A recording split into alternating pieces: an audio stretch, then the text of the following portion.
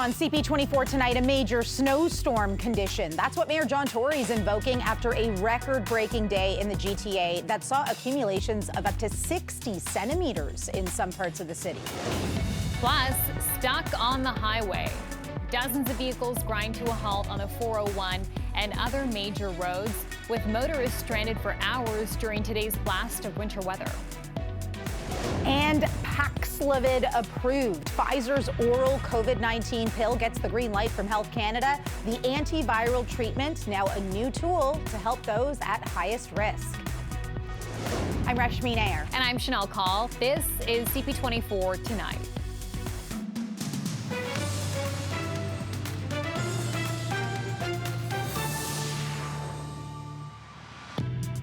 The city is declaring a major snowstorm condition in response to the heavy snow. That means parking on roads designated as snow routes is prohibited for 72 hours. During the early morning, Toronto was seeing 5 centimeters of snowfall an hour.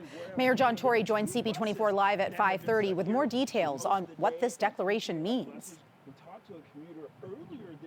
It allows us to do something we have to do because Mother Nature has been doubly uncooperative in that we got this snow dump to begin with, and then the temperatures are projected to be cold over the next week or 10 days because normally we can count on some of this snow once it's plowed to actually melt. And in this case, we have to remove the snow, and removing the snow means we have to have special provisions to prohibit parking on major arterial roads and allow us, quite frankly, to tow cars that are just left there in a friendly way. We're towing them to somewhere nearby, but towing them off the major roads, and allowing us to do the same thing on some of the local streets. Now, many who took transit to commute today also faced a series of issues. According to TTC spokesperson Stuart Green, at 3:30 p.m., there were around 540 buses stuck in the snow. That's about 40% of the TTC's total fleet. The TTC says buses are having difficulty getting up hills today. A lot of closures on Toronto's subway system due to trains having to go outside. The Scarborough RT is completely down. Line 1 from Bloor to Lawrence and from St. Clair West to Shepherd West also down. Shuttle buses are servicing Line 1. Toronto airports are also struggling to cope with the snow. Dozens of flights to and from Pearson and Billy Bishop airports were delayed or canceled.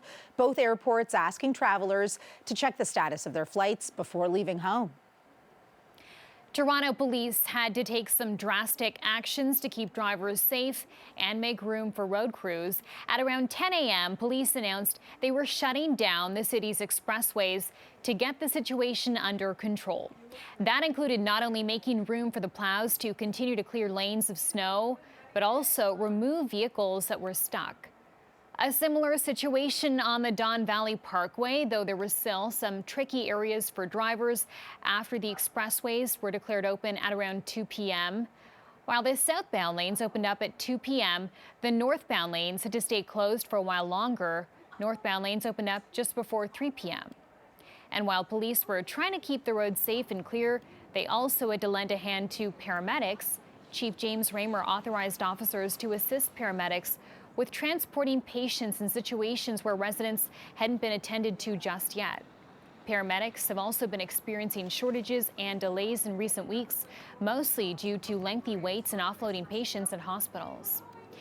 And to talk more about the resources deployed today, let's bring in Brad Ross, spokesperson for the City of Toronto, and Sergeant Carrie Schmidt, spokesperson for the Highway Safety Division of the Ontario Provincial Police. Thanks to both of you. I'm sure a very busy day for both of you. Brad, we'll start with you. The mayor late this afternoon issuing this major snowstorm condition. Tell us more about what this means.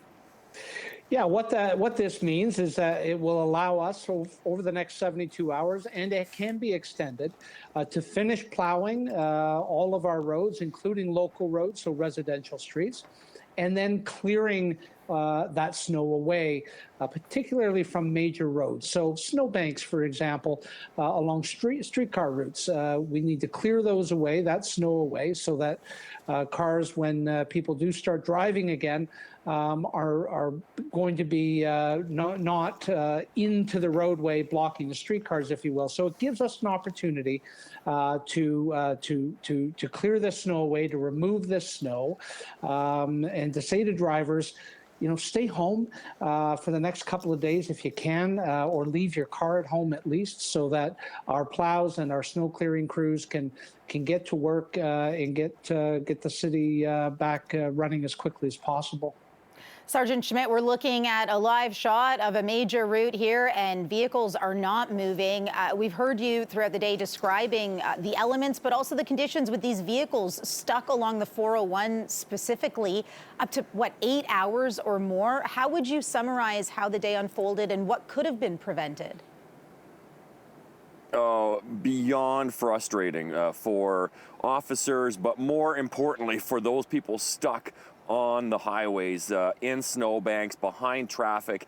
They can't get by. And then probably even more frustrating for the snowplow operators, paramedics and fire departments and tow operators that couldn't get to their calls because traffic was just jammed. I saw countless ambulances stuck in traffic, behind traffic, snowplows all lined up waiting to move, and they just couldn't. So just a frustrating day. I'm heading back to the 401 to check on to see how we can get things moving again, and hopefully we're going to get some positive results here shortly. The snow has stopped. The plows are working hard, and I'd be pretty anxious as well if I'd been sitting in that traffic all day, and now it's dark again. So it is certainly a very big challenge that we need to get these vehicles cleared so the plows can get in there and clear the snowbanks and the drifting snow that's been drifting around these vehicles as they've been waiting. It's really been a tough day for everyone. And Sergeant Schmidt, schools were closed. We've been telling people stay home if you can. I wonder, is that what you saw on the roads this morning? Yeah, I don't know. Stay at home, essential travel only. The pandemic has resulted in working from home. I don't know if this was just who these people were. I know there was who these drivers were. If there was, obviously hospital staff, healthcare, there's people that need to get to their locations. But if there's any option, call your boss. The people that are at work probably can't get home. They might be pulling a double shift. There was just so much traffic out there, and then the vehicles that were out there, ill-equipped, summer slick tires, low suspension, getting hung up on snowbanks, just not able to navigate the roads in front of them, and drivers, very cautious and not knowing really how to approach these windrows or snow drifts. Very often, I saw drivers just taking them so slow, and then they just hang up.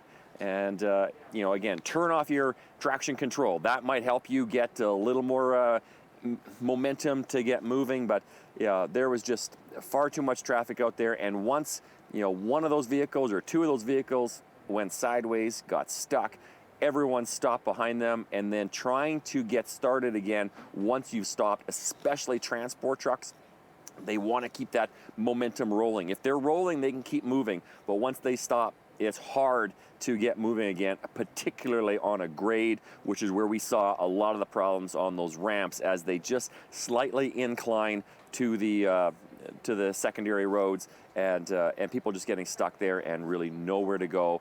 And you try too hard, and all of a sudden you spin out and you end up going sideways, and you're blocking way more than just your lane. Yeah, and now we're seeing some of those cars abandoned along the 401. Brad, when it comes to the city and the cars that may be left on these service routes, these snow roads, if you are going to tow them, how far are they going to go? The mayor mentioned a friendly tow. What would that involve? Yeah. So a friendly tow is if your car is parked legally and we need to move that car to allow plows to get through, then we will tow it around the corner, for example. And so call Toronto Police Service if your car is not where you left it, and they'll give you a sense of where it might be. But remember, during one of these emergencies, there are what we call snow routes, and so parking along those snow routes is illegal, and you may well be towed and tagged and your car impounded. So, the message is, as we've been saying all day, and as Sergeant Schmidt mentioned, stay home if at all possible. Leave your car at home. That will allow all of the snow crews to get that job done, to get that snow cleared, to get that snow removed from our major routes so that our emergency vehicles can get to where they need to go. We've seen cars that have been abandoned on side streets, for example, and that means that an ambulance or a fire truck or a police car may not be able to get past. So if you leave your car at home, then you don't risk, having it towed, and you don't risk getting stuck in the snow, and then we don't risk having emergency vehicles not being able to access the city entirely. And Brad, how does this storm today compare to other historic storms? A lot of people talking about that time the Army was called into Toronto. Yeah, I mean, this is a big one. We, understand about 60 centimeters of snow, 5 centimeters an hour at its peak.